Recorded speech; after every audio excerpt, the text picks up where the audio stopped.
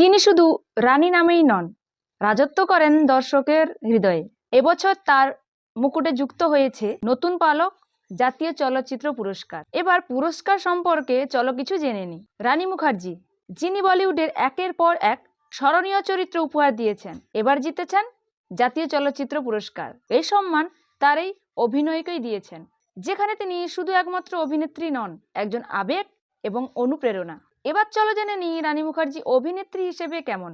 ব্ল্যাকে এক মুখবধির মেয়ের লড়াই, মারদানিতে সাহসী পুলিশ অফিসার, হিচকিতে এক অসম্পূর্ণতাকে জয় করার শিক্ষক।